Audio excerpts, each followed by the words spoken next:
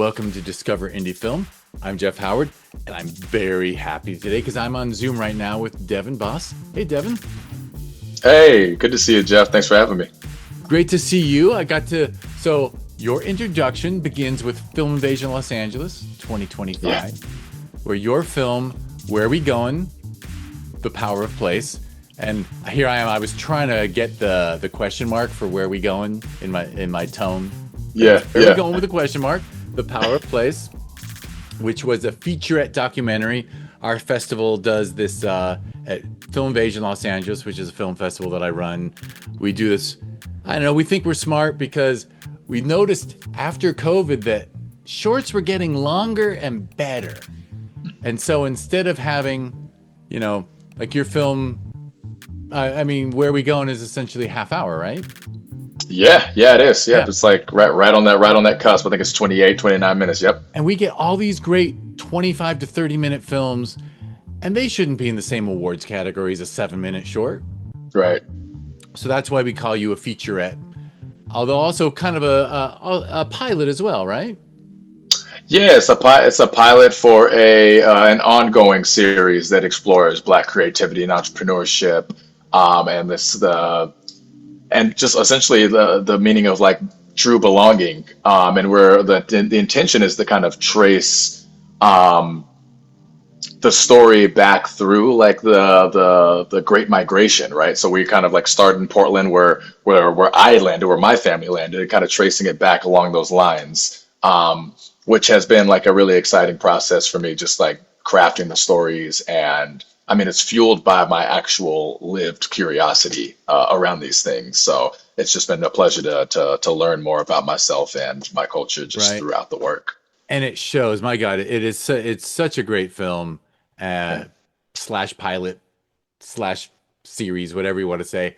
But and I just so first I have to mention that Where We Going, The Power of Place took home the Grand Jury Award for Best Featurette Documentary, Hey. as well as the Grand Jury Award for Best Editing of Featurette. That's not just documentary, that's everything in that 20 to 60-minute range.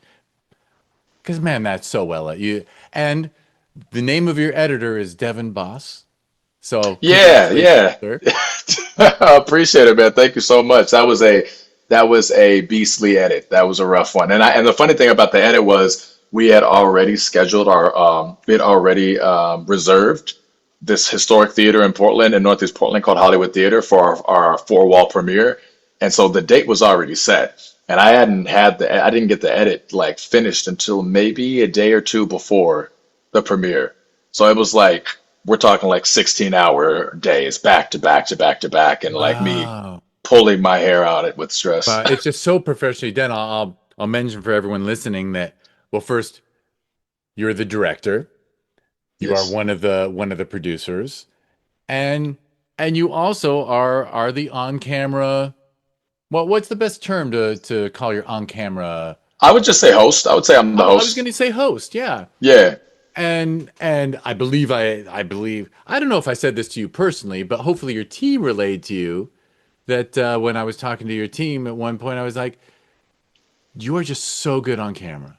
There are some people, and I say this as a person who runs 2 film festivals, and I see about 1,500 to 1,600 films a year through them. Yeah. And like I see a lot of people uh, get on screen and not really have the goods, so to speak. And Yes. and I can say without any hesitation that you just had charisma and presence and a natural curiosity in every person that you spoke to through this documentary, that your level of interest in the subject and your I don't know French well enough. Isn't there like a term like oeuvre or something? Yeah. Like your vibe Yeah. is a real one of the reasons why this film is excellent. But Oh also the man, thank you. subject matter is fascinating. It's wonderful in every way. But I do have to highlight that not only did you do a wonderful job directing, producing, and editing, but you managed to do that while also being the on-camera host that truly carries us through every scene, every story, every interview. I got to tell you, I thought I was watching somebody. I feel when I watched that film, when I watched Where We Go in the Power Place, I was like, well, this guy's got to end up with his own show because this guy needs to be on TV. This guy Oh needs to be man. on my TV when I. It's so funny because like it really was my part as a host in the show really was just a matter of necessity. I think in the early stages of anyone's career, they find themselves wearing multiple hats or filling whatever role needs to be filled in order for the piece to be executed and completed. And really, at that point, you're just not getting callbacks. Nobody's getting back to you. And so it really started off like I did a proof of concept here in Portland. And yeah, I just knew that I would be able to do the thing. And so rather than trying to find a host or trying to find somebody to to co-create this thing with or to understand the vision and show up, I was like, I'll just do it. I'll just make it happen. And then it just worked for that first proof of concept, and we just stuck with it. Yeah, yeah. So it wasn't even your intention. That well, I don't know. Maybe I'm revealing too much of my idealism, but maybe it's the fact that you weren't someone sitting around going, "I want to be a star," because sometimes those people, the fact that you did it for the right reasons might be another reason why you did it so well.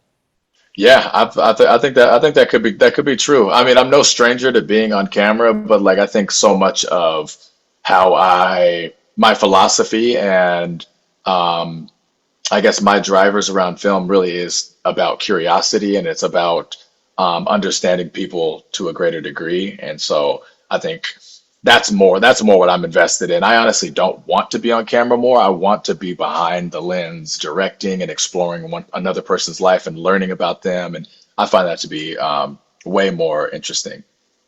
Fair enough. It checks out, but I'm gonna let it lie after this last compliment, which is, there's something about like I'll watch a lot of that BBC stuff from Yeah, England, and they always have like a host on like a documentary travel show or something, and their level of interest is just so inspiring. Whether it's like someone who used to be in Monty Python or whatever, like yeah. it's always like wonderful. So you may never find a host as good as you, sir, but I'll let it lie. I So, appreciate you. but uh, but seriously, the filmmaking too of this documentary is just excellent. So, Mm. do you want to go back? How long have you been interested in film? Is this something that started when you were young, or did it come along later? I would say it came along later.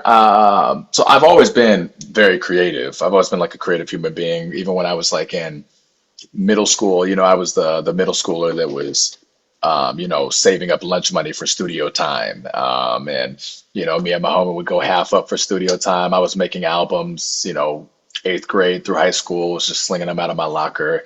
And just in my head, I knew that I was going to be a creative for the rest of my life. But more specifically, I knew I was going to be a musician for the rest of my life.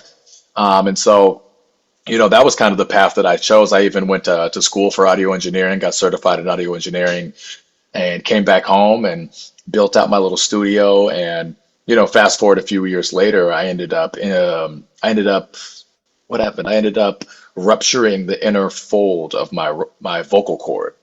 Yeah, Oh, and it started off as like a polyp and then developed into a cyst, and it just had to be surgically removed. I'm sure if we would have gotten to it early enough, I wouldn't have had to go through that. But yeah, then I had two subsequent um, vocal cord surgeries as well. So I had three in total. Yeah, and then at that point you're like, okay, the universe is definitely trying to say something.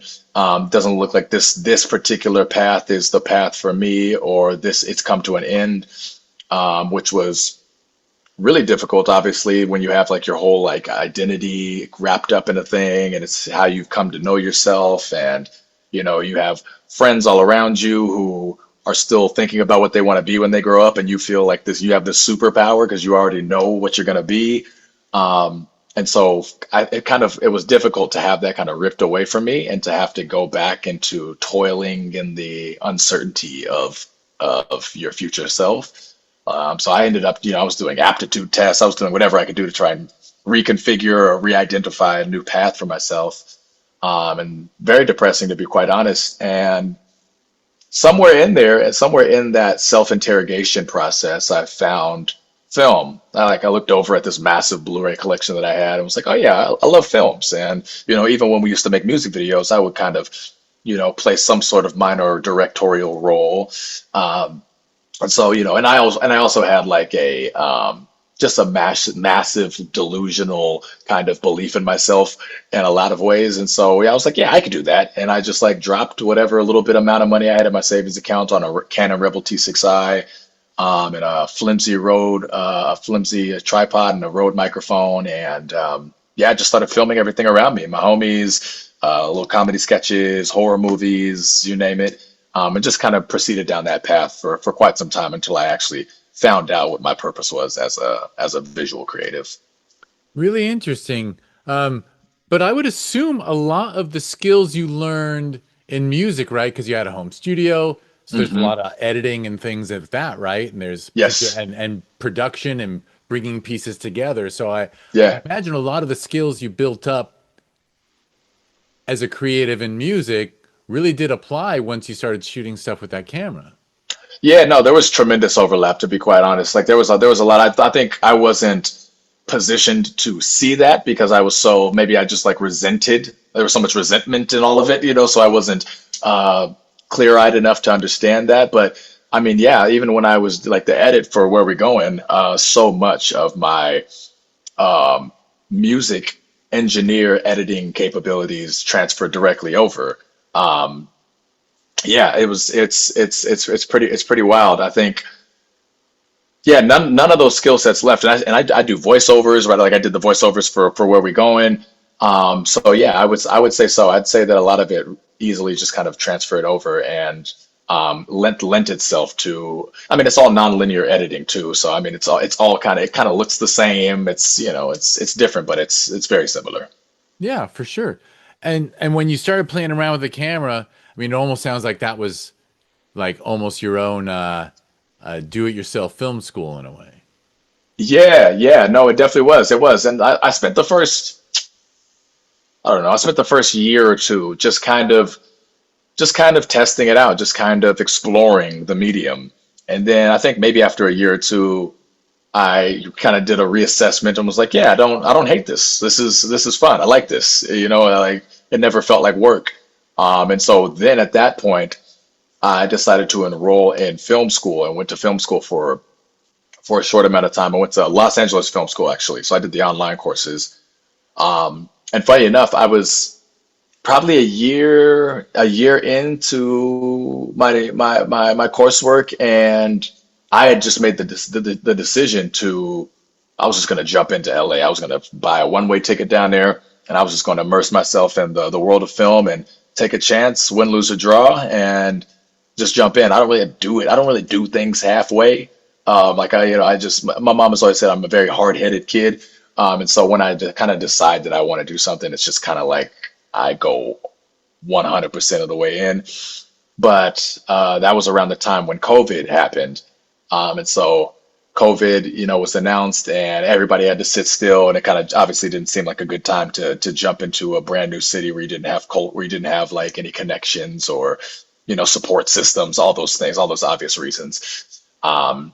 But around that time, it's just so funny to think back now to it about how life works. Around that time, also George Floyd happened, and I was working like this kind of 12-hour kind of blue collar, small time leadership position at Nike, and um, everything got shut down, and I ended up getting pulled into the George Floyd protests, and me and a small number of people who I knew in the city actually started this protest organization and started leading a lot of like those gigantic marches that were happening all over Portland, taking over bridges and getting into all types of nonsense and being radical.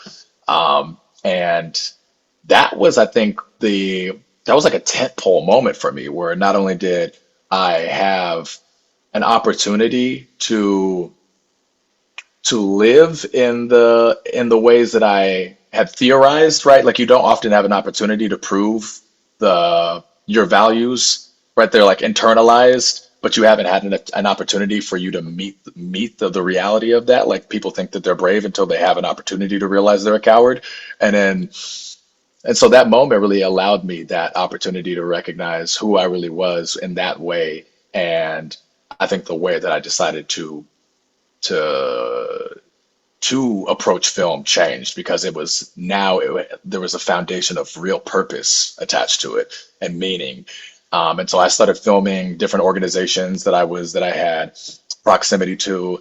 Started telling those stories, and that really kind of launched me in a particular direction. I feel like a lot of filmmakers, when they get started, they start making, they're making music videos, or they're doing weddings, or they're doing this. We all kind of find our little niche and get comfortable there. And so the niche that I found was nonprofit organizational like overviews and appeal videos. And so the rest is kind of like that's kind of where I kind of took off. And you began with a focus on social justice too, it sounds like. Yeah, yeah. I mean, I don't. I just. And I'm so happy. I'm so blessed that like that the function intersected with some sort of purpose and meaning. Because and no shots to anybody that professionally does music videos or anything. But I just didn't want to do something that felt frivolous or just shiny. Like I'm down to make shiny stuff, but like it has to be it has to be fortified, or it has to be standing on top of something that has real meaning. I think that's what makes it feel potent to me, and that's what gives it the spark every time you're working.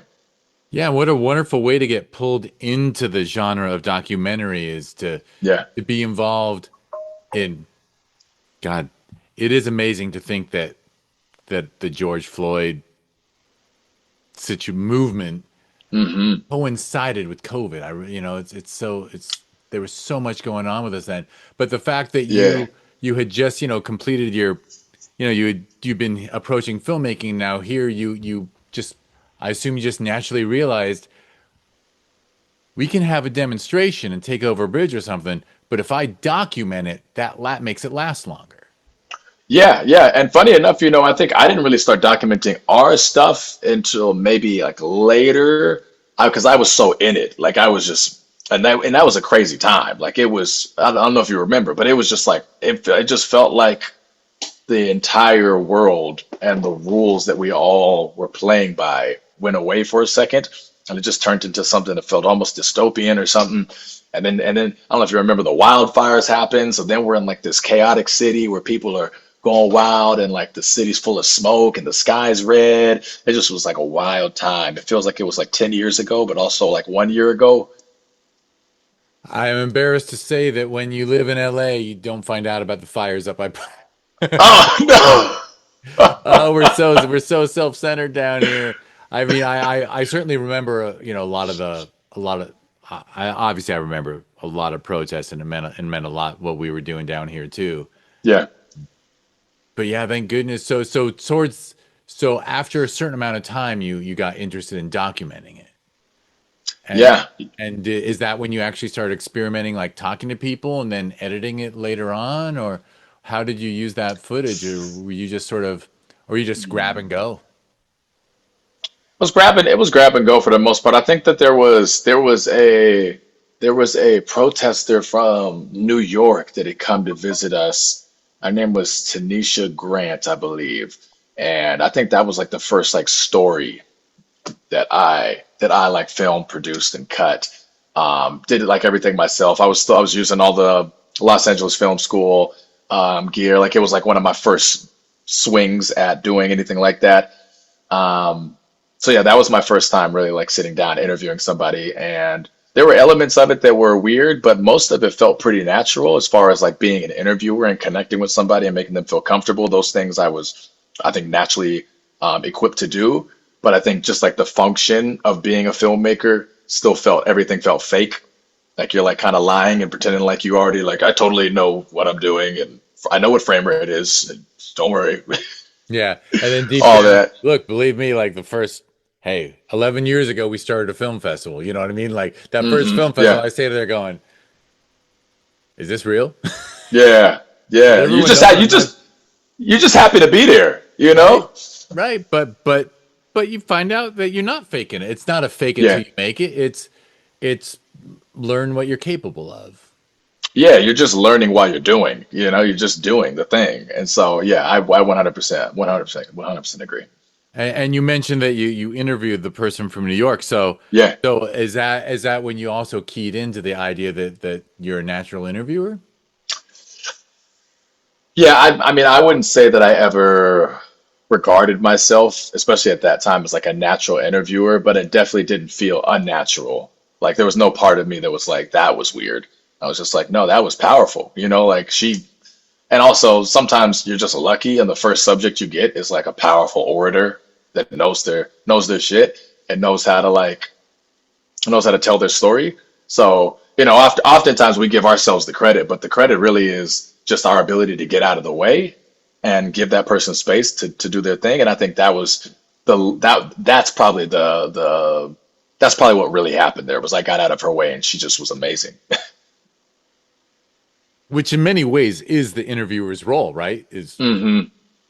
And in fact, there's nothing worse than those interviewers that keep inserting themselves.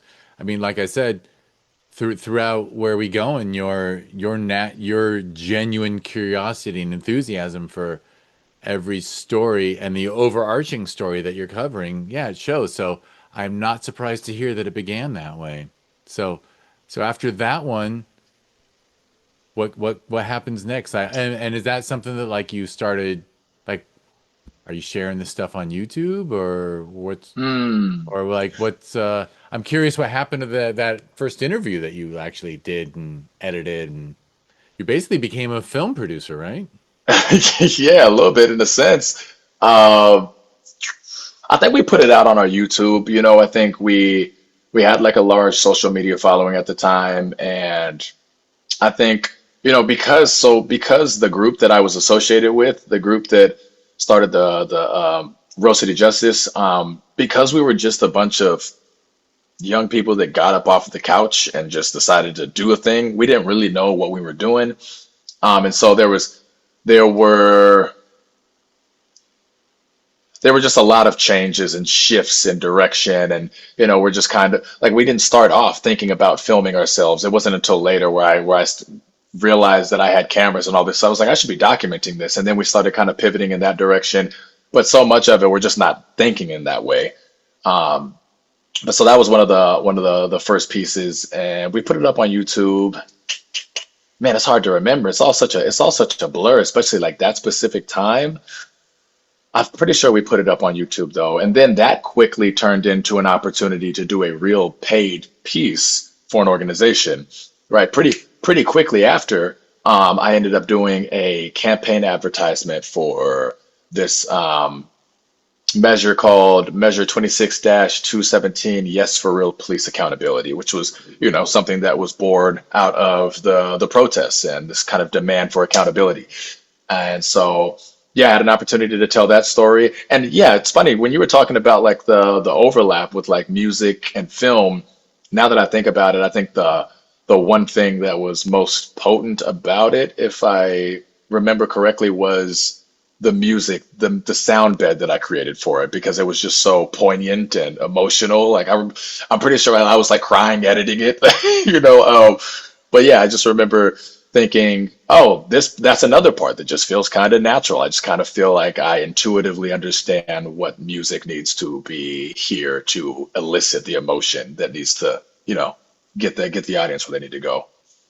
If I had $1 for every film director that wishes they were a musician, I'd be able to buy a really big house, right? Because I think most people are yeah, and now that you mention it, yeah, obviously music is one of those things that truly makes cinema shine, right? Yeah, Like so understanding that part of it, you know, gets you halfway there almost. I feel like it definitely helps. It definitely helps.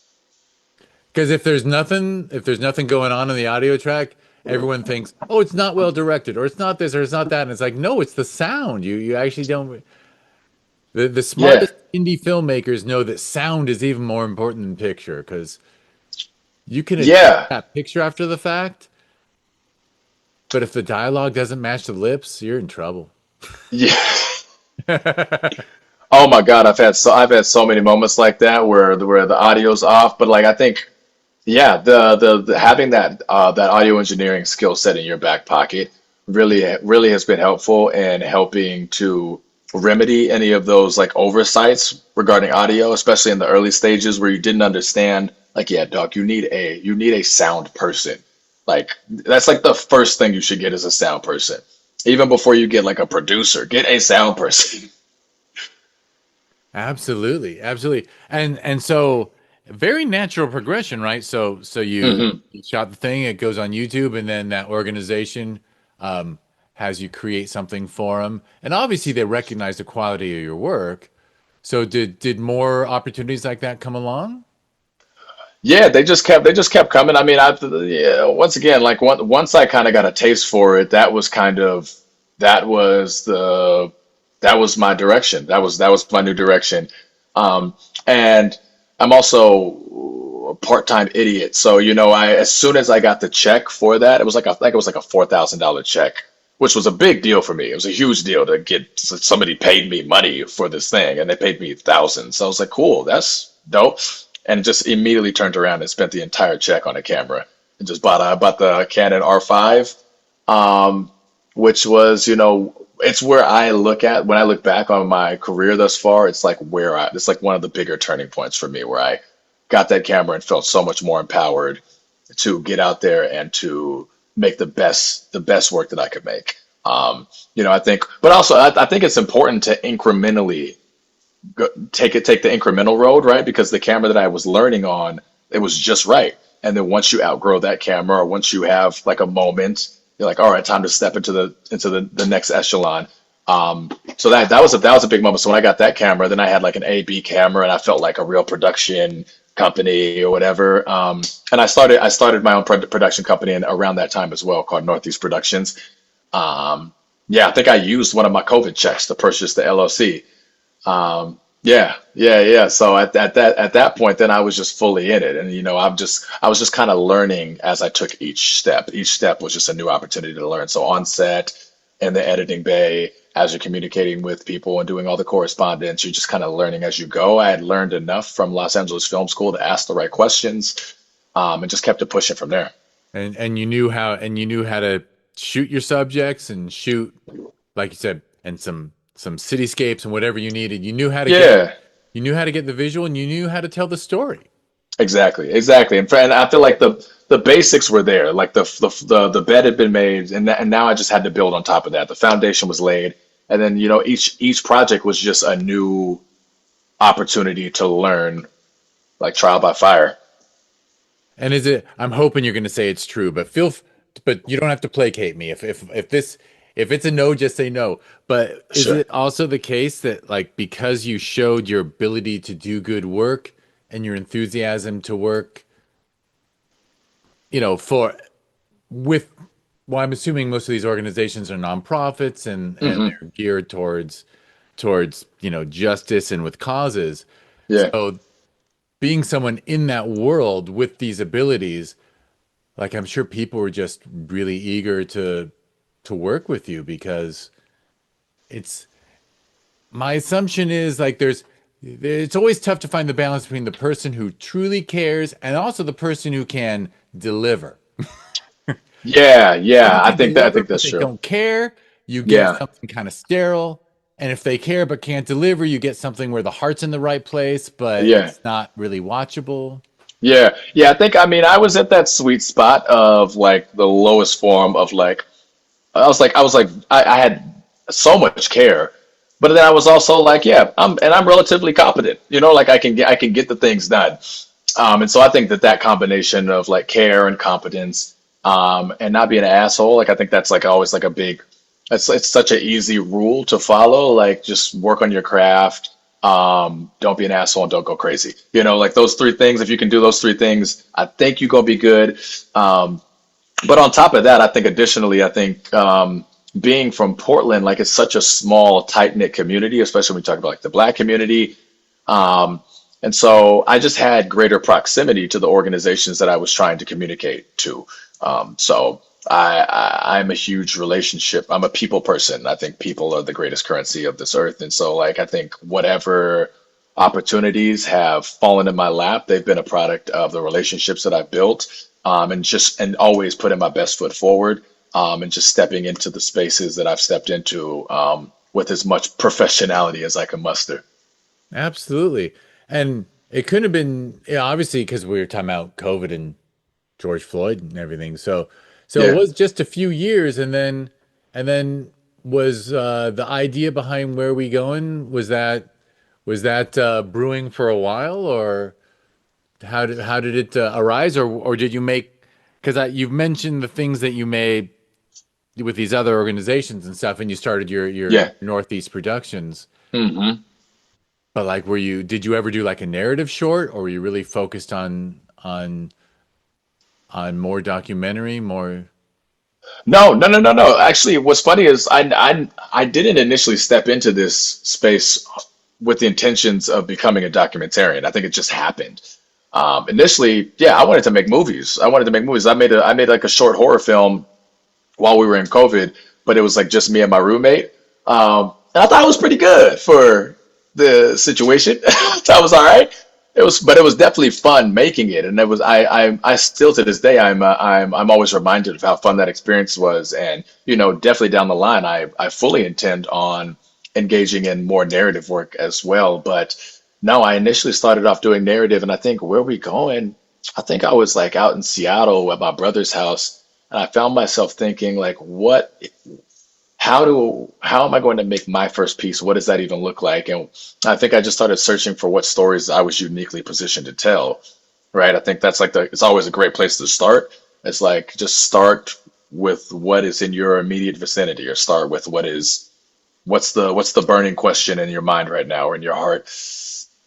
And I settled on like, my experience as a Black Portlander, and um my relentless like pursuit of greater knowledge of myself through my culture and through history, which had already been there, and I just had to find a way to integrate that into my film process. And so, at some point, I was thinking about those two things, and maybe I was watching like Anthony Bourdain or something, or some sort of show, um, analogous to that. And I was like, okay, maybe I could do something like that, like a hosted show where I'm like moving through the city of Portland and connecting with culture bearers and stewards and entrepreneurs and whoever else. And I'm exploring the built environment. I'm exploring entrepreneurship. I'm exploring all these things, but primarily I'm actually exploring myself. Like underneath the hood is really just ultimately like an exploration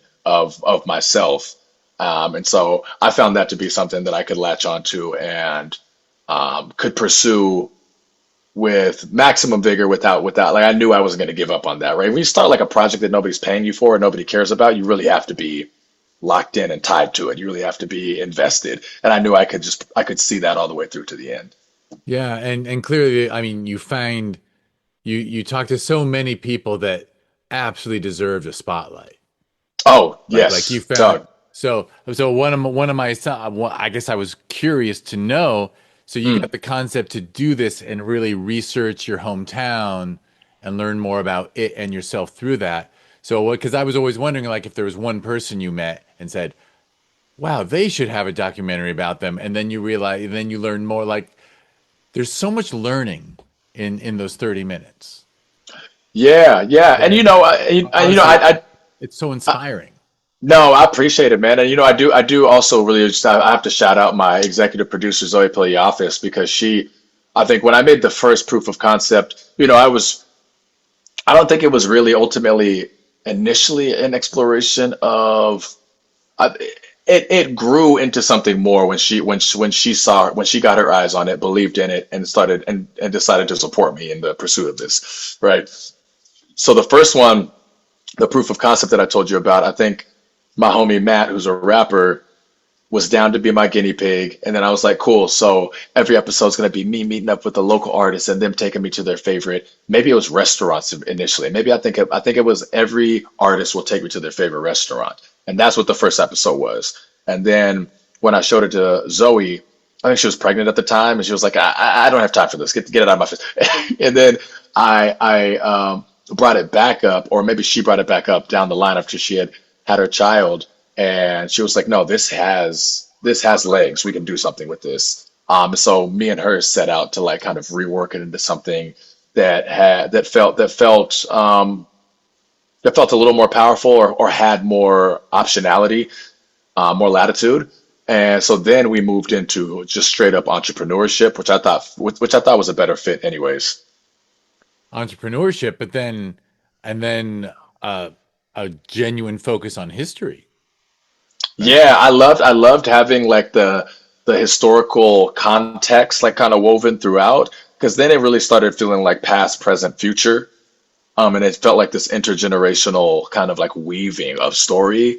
And it just continued to expand as I thought about it more and thought about my story more and how it plays into the greater narrative of the Black diaspora. It just started becoming more clear to me that was the way that we needed to like move forward with the structure of like the series in and of itself.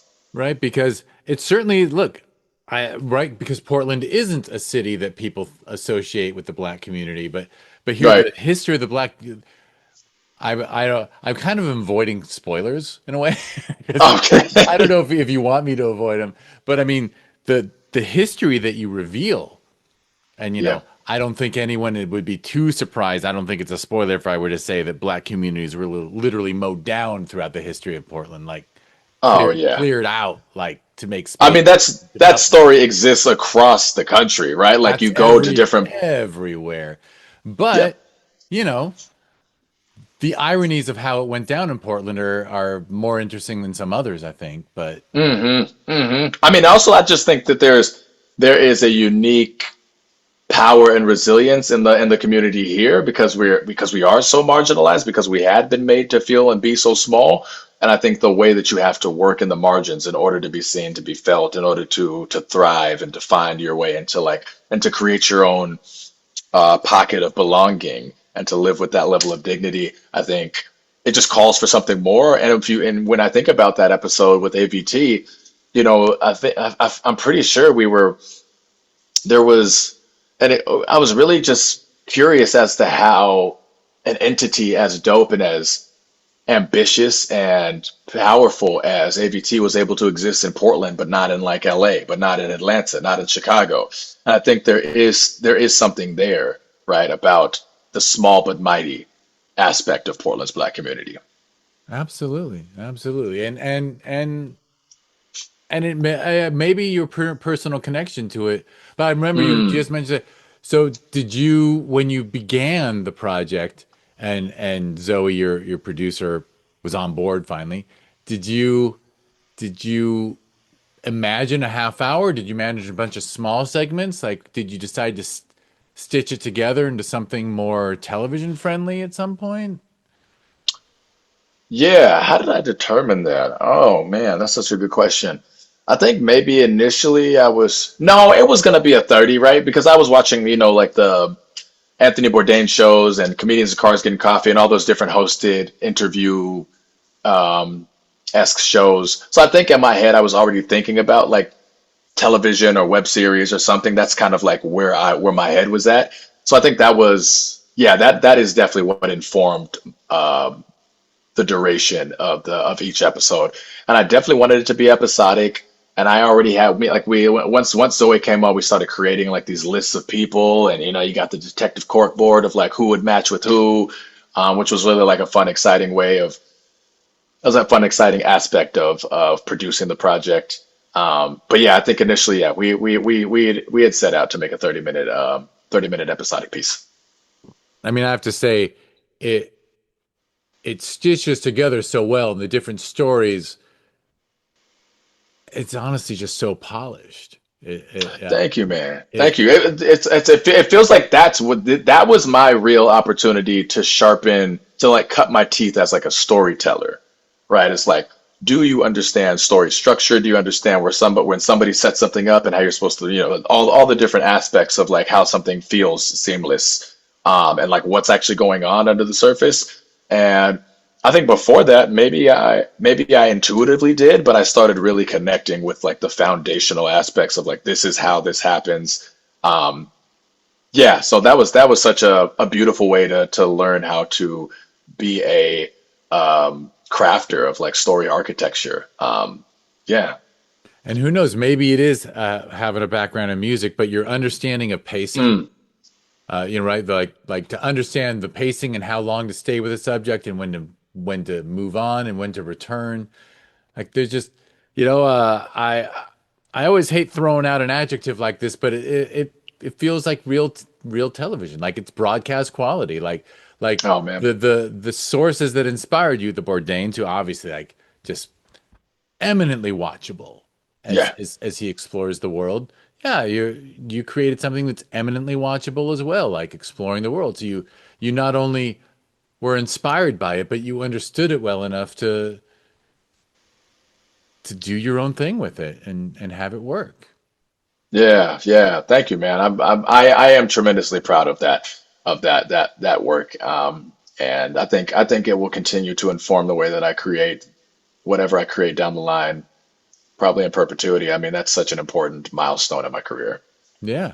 Yeah, and so and I believe you told me before we started recording.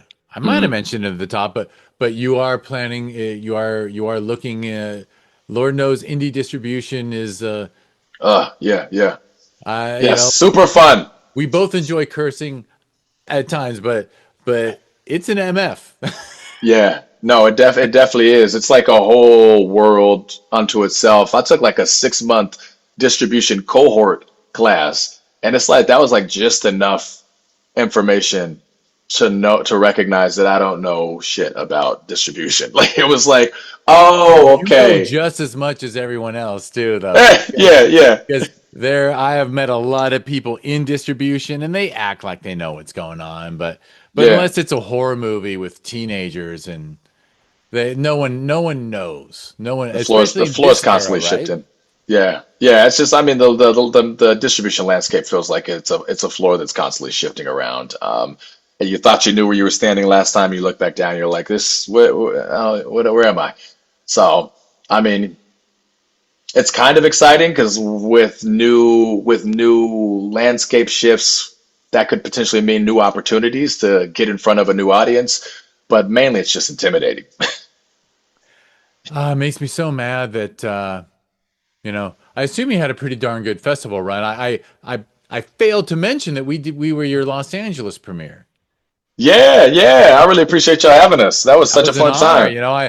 I am well aware. I say this too often on the podcast. I'm aware that it's not like filmmakers are sitting back with their films going, I'm going to wait till Film Invasion Los Angeles comes around for my premiere.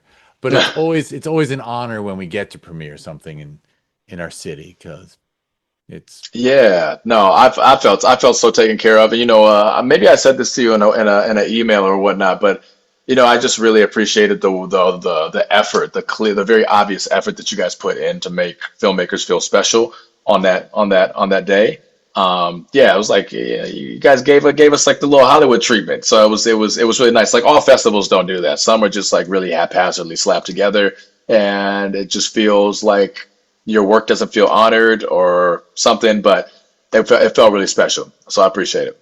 well, thank you. I mean, the funny thing is, wait, that was our 10th anniversary, I believe, right? Was Yeah, it? yeah, and so that was finally the Mm, year that we finally a filmmaker years earlier had said to me aside, like, this is the festival that gives a shit. yeah. So Yep. that's why we put it on our coffee cup and our T-shirt for our 10th anniversary. Film Invasion Los Yeah. Angeles, the festival that gives a shit, but we made the Accurate. I an exclamation point, so it wasn't. I don't know. Seemed less cursy, but thank you for that. But it was I Yeah. wanted to show it, so I know it just makes me. I know this is not a helpful comment, but like it just makes me mad that someone at some streaming service or something hasn't seen Where We Going and Yeah. said, "Oh man, look how good that is. This is people watch this. This is it should be picked up at some point. Gotta get it out Yeah. there, and because I see so much stuff, it's honestly stuff of this quality is hard to come by, and Man. Man, yeah, I agree. I definitely agree. And still, part of me is like, yeah, hopefully somebody at some point really like picks it up as a series and gives it an opportunity to have a life of its own. But as a filmmaker who feels like, I still feel like my career is very much in its infancy and I'm growing. I mean, it's just important for me to continue to create. A painter's got to paint. And so, I've already started making other pieces, but that one is just super special to me, because it is a story that is, I mean, so much of it is my story. So, and I think that I think that there's a real need for that kind of storytelling, for something that is like rooted in culture, and imagination, and black hardship, doesn't present black stories through the lens entirely of hardship. I think, like I think we explore difficult subjects in the episode, but that's not where we lived. We lived in place in imagination and in hope and in and ambition and in in pride. inspiration, right? Yeah. And you know, I'm reminded of a Bible quote about like, our role is to repair the world, Mm, you know? hmm. Like that's in my tradition we were taught like you're supposed to repair the world under God's rule. Like it's time to make things better. Like there's such a focus in your work about everyone on that screen is trying to make the world a little better while they're here. Yeah, yeah, absolutely, man. And, when I was pitching to somebody one time, I was talking about like the overall tone of the series, and I think I said something like, in certain cultures, a funeral is like a mourning of death, and then other ones are a celebration of life. And so I really think that ours leaned into the latter, which is like, yeah, some bad things happen, but look at us. Yeah. It's about resilience. It's about collectivism. It's about us. It's about ambition, power, all the things. So, yeah, can't say enough about that series. And Netflix, if you watch this, pick it up. HBO, pick it up, pick it up. You know? But if it serves as nothing more um, than like a place where I got to cut my teeth as a filmmaker and to learn myself, I mean, what an opportunity. What a beautiful way to like learn yourself as a filmmaker, then like exploring and understanding and gaining a deeper connection with yourself and your culture and your community. Like there is a there's an accompanying short piece that we also would do when we would do our full four wall premiere in Portland, and they were called the Elder Anthologies. And so essentially, me and another producer who ended up coming on named Donovan Scribes, we did this together, and Zoe produced it. It's actually her idea, but the first one was called Geneva, a Woman. And so essentially, these little vignettes were just opportunities to celebrate the people that came before us. These prolific elders who did a world's worth of work in their lifetime.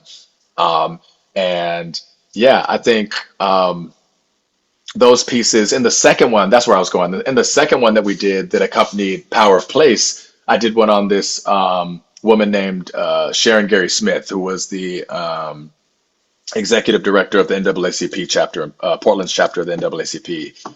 And through that experience, through the process of making that film, I actually was reconnected to a person who is also a very prominent figure in Portland's like civil rights community, named Avil Gordley, who actually just passed recently, rest in peace. But found out through that process that that was like my distant cousin. We were filming, and I think Avil was like, "Who's your daddy?" And I said my dad's name, and it's pretty common in this city when I say my dad's first and last name that somebody's gonna like spark up. It's just one of them ones. But that was just like a beautiful moment where I'm just like doing my work, and my work is connecting me to me, and the work was me exploring me. So yeah, it was just like, wow, I'm right where I needed to be.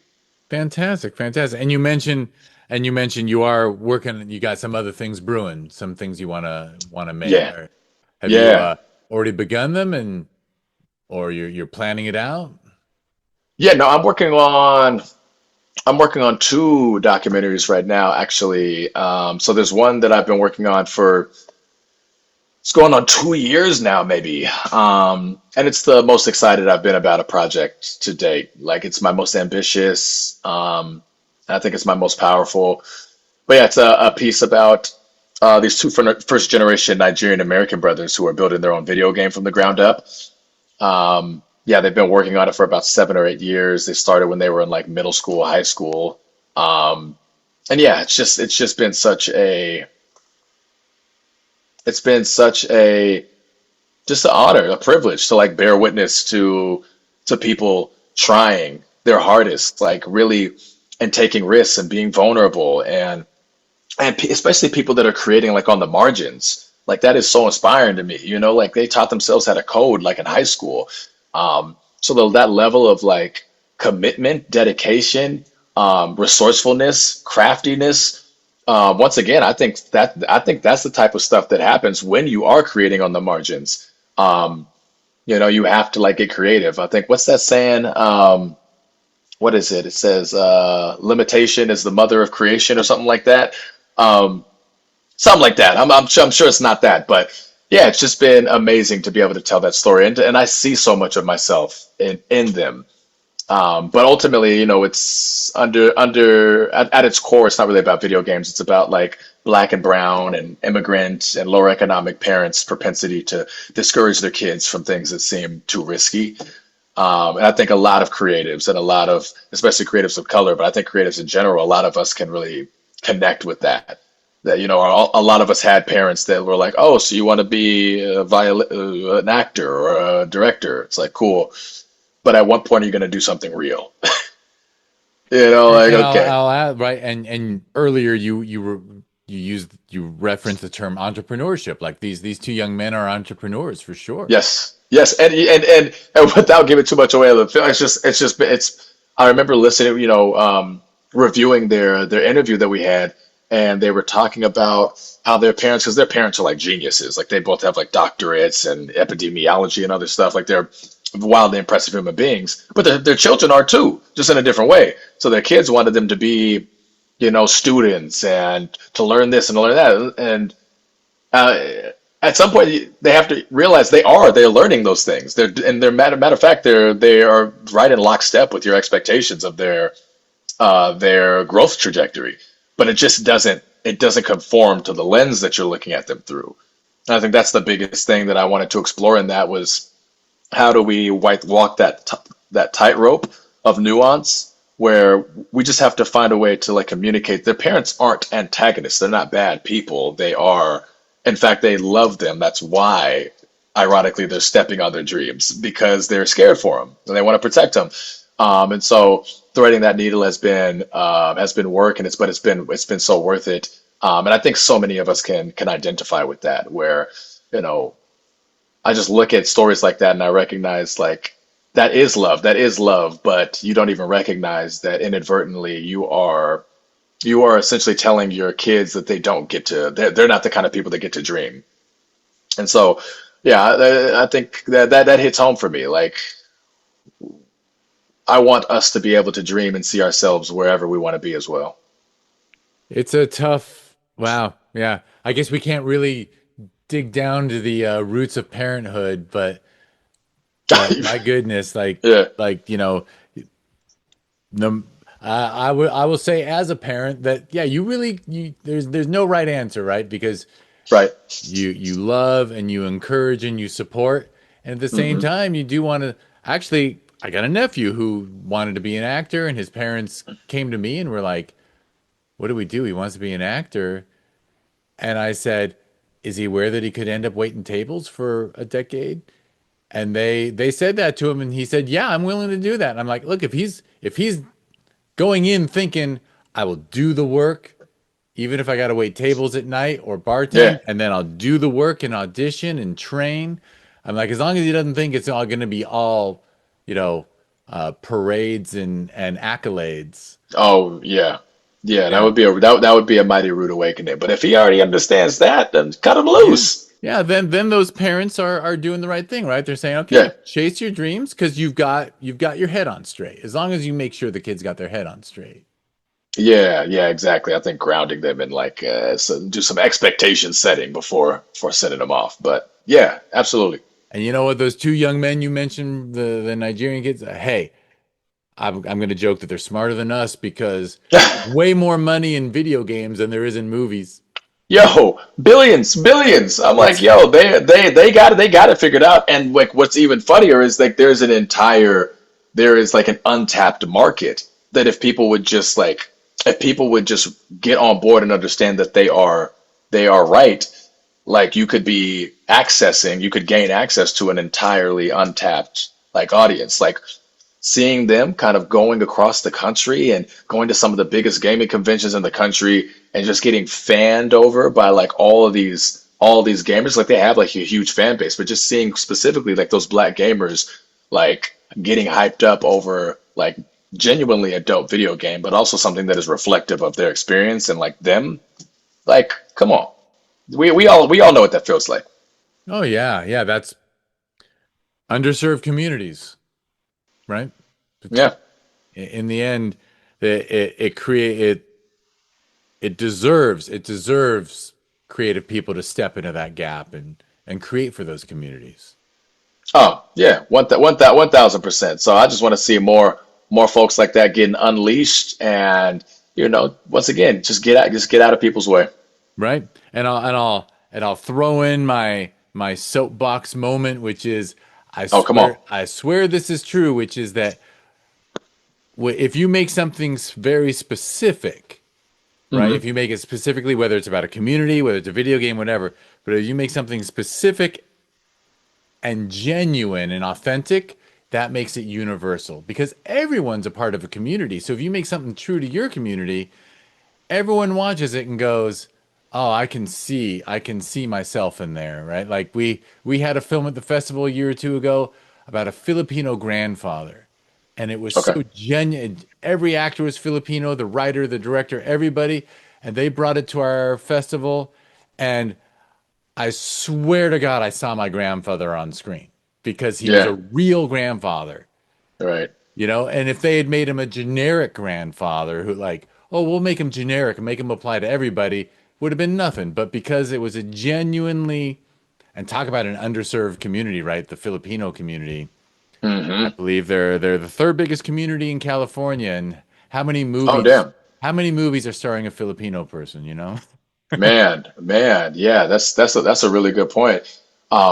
Yeah, and to your point, yeah, I just think that's what happens. Like what we were talking off camera about when people get into a medium like this because they just want to be seen, and that's insufficient. I think that's when you end up making work that feels wildly derivative, or you just try to appeal to everybody. And we all know, like when you're trying to say everything, you end up saying nothing. And so I think it's just find something that means something to you and communicate that, whether it be flawed or whatever. And if it doesn't work, then do it again. I'm always telling people when people come up to me and ask me for advice about anything, one of my first things is just hurry up and suck.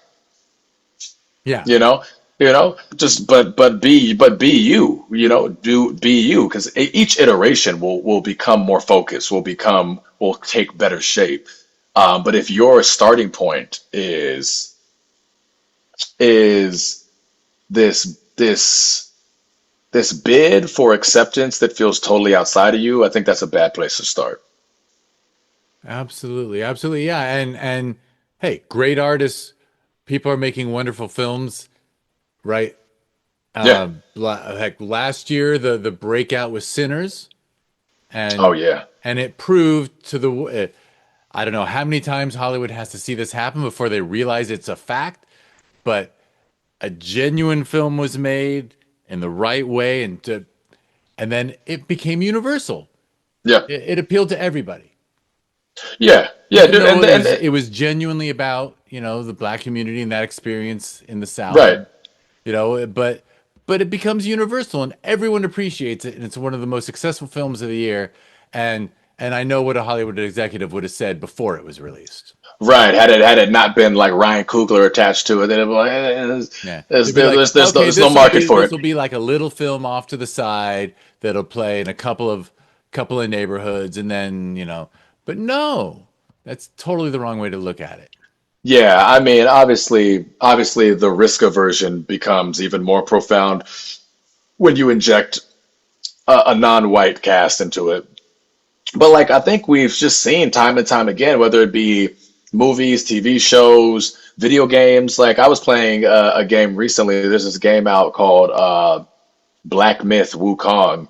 I believe it won Game of the Year 2 years ago, but it's a small Chinese developer, I believe, that made it.